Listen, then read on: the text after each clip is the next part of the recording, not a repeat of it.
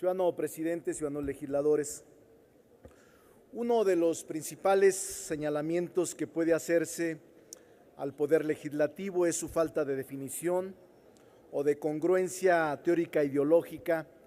respecto de la teoría del delito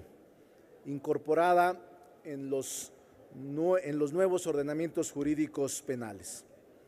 Así tenemos que nuestro sistema actual penal se ha visto permeado con nociones de diversa índole, pertenecientes a la concepción clásica, neoclásica,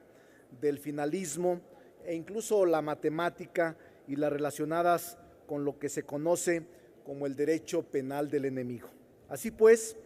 con las reformas constitucionales del 2008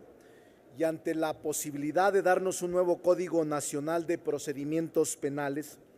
nos colocamos en el umbral de una reforma integral que apuntara hacia los postulados del sistema penal acusatorio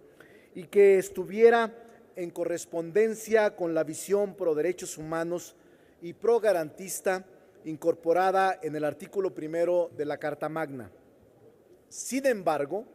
con pesar se debe reconocer que el dictamen que hoy se presenta evidencia múltiples cadenas que nos atan con los lastres que se pretendían dejar, como reflejo de una realidad traspasada por la regresión y prácticas antidemocráticas y que se puede entrever en muchas de las disposiciones. Se entrevé un ánimo de magnificar al Estado por encima de las aspiraciones, deseos y derechos de los particulares. Se observa que no cede la tendencia de restringir cada vez más la libertad de estos últimos, con lo cual se está traicionando el espíritu de la reforma del 2008, y no solo a sino a la tradición liberal misma de lo que embebieron nuestros padres fundadores. Carranza mencionaba en una parte de su discurso en el seno de los debates del proyecto de nuestra Constitución que hoy se conmemora: el procedimiento criminal en México ha sido hasta hoy, con ligerísimas variantes, exactamente el mismo que dejó implantada la dominación española. Esta preocupación externada por el jefe del ejército constitucionalista puede seguir haciendo eco ahora que estamos frente a una supuesta reforma integral de nuestro sistema penal. Muchas de las innovaciones o figuras esperanzadoras que se desprendieron de la reforma del 2008 terminaron siendo bastante matizadas e incluso degradadas. Figuras como el ingreso de una autoridad a un lugar sin autorización judicial constituye un verdadero retroceso que tiende a legalizar las constantes intromisiones de que están siendo objeto muchos ciudadanos que sufren los excesos de las autoridades militares y policíacas, violando con ellos derechos fundamentales como el de la intimidad y la propiedad, que fueron objeto de preocupación de los más grandes juristas que México ha dado, como Mariano Otero. Como ejemplo de lo anterior, observamos que en el artículo 19 del Código Nacional de Procedimientos Penales sobre el derecho al respeto a la libertad personal no se alude a las normas contenidas en los tratados internacionales que, de conformidad con la interpretación pro homine, deberían responder a la norma más benéfica para el individuo. Asimismo, en el artículo 117 sobre las obligaciones del defensor, se omite que en la Convención Americana de Derechos Humanos se establece como obligación del Estado el garantizar una comunicación confidencial sin demora y sin censura. En el artículo 128, respecto al deber de lealtad, vale la pena recordar que más que un deber, las garantías individuales y los derechos humanos son límites a la autoridad, por lo que el Ministerio Público debería actuar en absoluto respeto de los mismos. Por su parte, en el artículo 132 sobre las obligaciones de la policía, debió armonizarse con el Código de Conducta para funcionarios encargados de hacer cumplir la ley, el cual fue adoptado por nuestro país en la Asamblea General de Naciones Unidas el 17 de diciembre de 1979. El artículo 141, respecto al citatorio, orden de comparecencia y aprehensión, lejos de reforzar el derecho de presunción de inocencia, fortaleció la presunción de culpabilidad, ya que el Ministerio Público puede determinar a través de criterios de oportunidad la detención de una persona sin que sea necesario realizar una investigación para integrar el tipo penal. Lo previo resulta lamentable, ya que no podemos olvidar que el derecho de presunción de inocencia está contenido en los artículos 3, 11 y 13 de la Declaración Universal de los Derechos Humanos, en el 1, en el 26 de la Declaración Americana de los Derechos y Deberes del Hombre y en el 1, 3 y 7 de la Convención Americana sobre los Derechos Humanos, por lo que esta presunción de culpabilidad que se establece en este nuevo código no es ninguna concesión graciosa. Bastaría con que el Estado mexicano respetara los tratados internacionales para garantizar este derecho mínimo de presunción de inocencia. En los supuestos de flagrancia, el artículo 146 fomenta la fabricación de delitos e inculpados por razones particulares, al permitir que se realicen detenciones sin que medie sanción alguna por estos actos cuando carezca de sustancia. Es por ello que los instrumentos de derechos humanos exigen el acceso a un juez competente e imparcial, el cual puede ser predeterminado por ley, y a una tutela judicial efectiva. En cuanto a los derechos del detenido, en el artículo 152 no se mencionan derechos fundamentales que sistemáticamente se violan en México, como el derecho a no ser torturado y a ser indemnizado en caso de error judicial, este último reconocido incluso por países que no son parte de los instrumentos de derechos humanos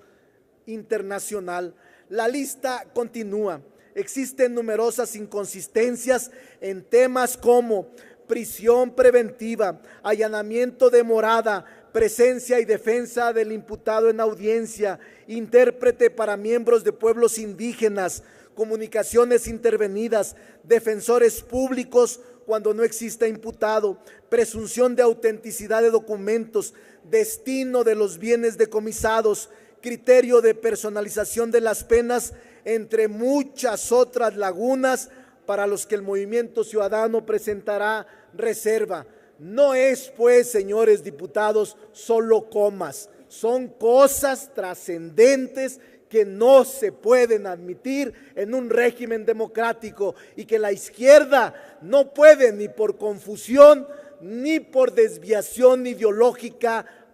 opinar favorablemente, menos apoyar estos instrumentos perniciosos. De este modo, tenemos que prácticas viciosas y atentatorias al principio de presunción de inocencia, como lo es la prisión preventiva, se mantiene casi intocada en comparación con el esquema anterior, el llamado sistema penal inquisitorio, ya que según se plantea en el Código Nacional de Procedimientos Penales propuesto, el Ministerio Público podrá solicitar al juez, cuando otras medidas cautelares no sean suficientes para garantizar la comparecencia del imputado en el juicio, el desarrollo de la investigación, la protección de la víctima, de los testigos, así como cuando el imputado está siendo procesado o haya sido sentenciado previamente por la comisión de un delito doloso. Lo anterior, amén del catálogo de delitos por los que opera oficiosamente la medida cautelar de carácter personal relativa a la prisión preventiva. Además, aunque una de las características principales del sistema penal acusatorio es precisamente establecer una plena diferenciación y separación de las tres funciones: acusar, defender y juzgar, la propuesta en este nuevo Código Nacional abre la puerta a la posibilidad de que los llamados jueces de control puedan hacer labores de instancia acusadora, como en el supuesto de hacer cambios en la clasificación jurídica que se desprende de la acusación presentada por el Ministerio Público, cuestión que además vulnera el principio de contradicción y de igualdad entre las partes. Al tratarse de un proyecto que se presenta sin la necesaria labor de escudriñamiento, presenta múltiples inconsistencias que se reflejan, por ejemplo, en la ausencia de una debida regulación con la que se ven cuestiones trascendentales como las medidas cautelares, mientras que en determinado apartado se pretende hacer una mención casuística de dichas medidas, se puede apreciar que figuras como la inmovilización de cuentas y demás valores que se manejan en el sistema financiero, así como la colocación de localizadores electrónicos, aparecen en diversos dispositivos, dificultando con ello su necesaria acotación y definición de alcances, naturaleza u objeto. Aunque la transición al sistema penal acusatorio tiene entre sus fines principales disminuir el margen de indefensión a que estaba sujeto el inculpado o la víctima, sobre todo en la etapa de la averiguación previa y la que se conoce como preinstrucción, principalmente por lo que toca a esta materia, hay una opacidad y una completa ausencia de transparencia en el manejo del expediente y las diligencias por parte del Ministerio Público. En el dictamen se mantienen esos cotos de opacidad, ya que se limita el acceso a la información